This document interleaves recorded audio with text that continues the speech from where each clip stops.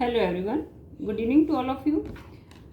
देखिए, हम जो है अपना एनसीईआरटी बुक्स पढ़ रहे हैं, उसमें हमारा 6th क्लास से हमने लिया है, क्योंकि जो टीजीटी है आपका और रीट है वहाँ पे 6 to 10 आपका सिलेबस जो है बुक्स इम्पोर्टेंट होती है। तो कल की जो क्लास थी हमने 5th वाले चैप्टर पे छोड़ी थी, जिसका नाम था पृथ्वी के परिमंडल। अब उसी को हम कंटिन्यू करते हैं।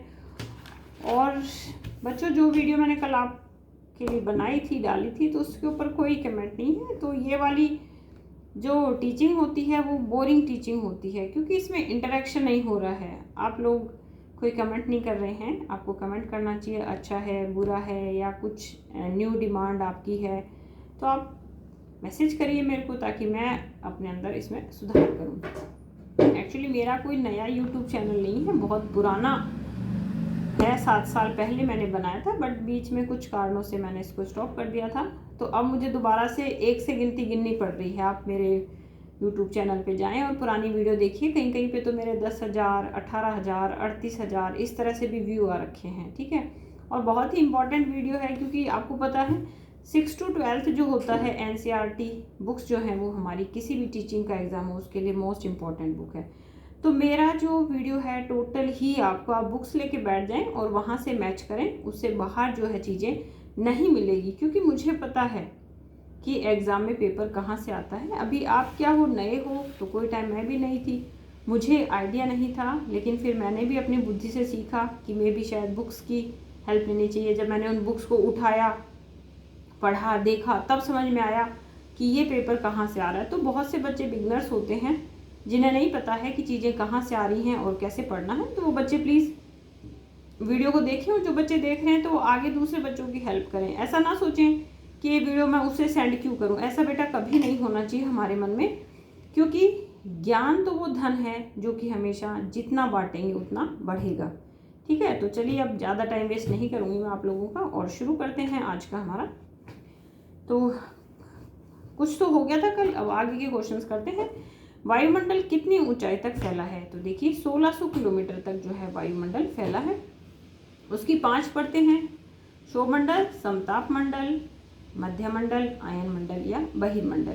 अब वायुमंडल जो है वो किसका बना होता है? तो ऑक्सीजन और नाइट्रोजन का जो है वायुमंडल बना हुआ है। मोस्टली ये दोनों गैसें हैं, इनका अमाउंट जो है वो ज़्यादा है। तो नाइट्रोजन है वो 78% है, और ऑक्सीजन जो है 21 है। बाकी 1% में कार्बन डाइऑक्साइड, ऑर्गन, बाकी गैसें हैं।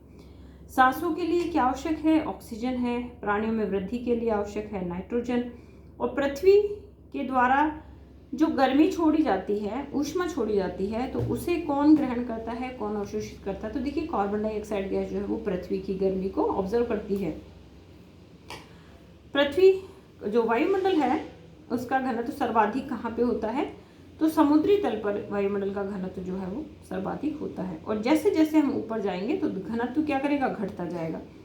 ऊपर जाने पर तापमान भी घटता है, और वायुमंडल जो है वो पृथ्वी पर क्या करता है? प्रेशर डालता है, दबाव डालता है। वायु बहती है, ये देखिए, आई थिंक 12 का कुछ एग्जाम होगा शायद, उसमें क्वेश्चन आया था कि वायु बहती है। तो वायु हमेशा उच्च दाब से निम्न दाब की ओर बहती है।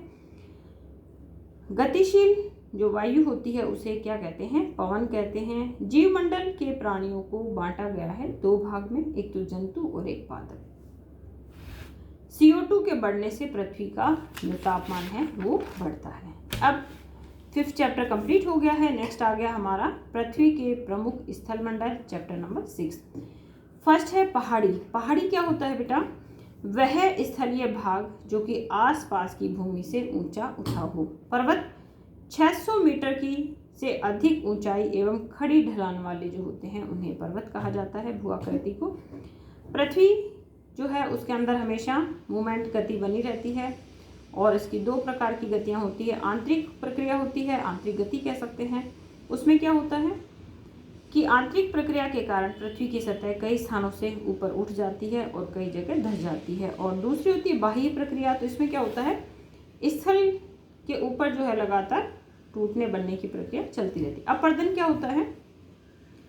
पृथ्वी की सतह के टूटकर घिस जाने को अपर्दन कहते हैं। और निक्षेपण क्या होता है? अपर्दन के कारण सतह नीची हो जाती है, उसे निक्षेपण कहते हैं।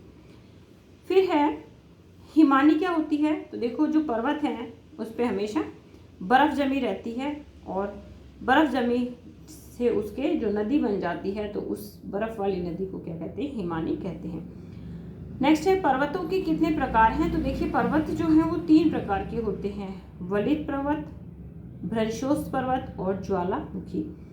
वलित पर्वत में क्या है, जिनकी सतह ऊबड़ खाबड़ होती है और शिखर जो है वो शंकु के आकार का होता है।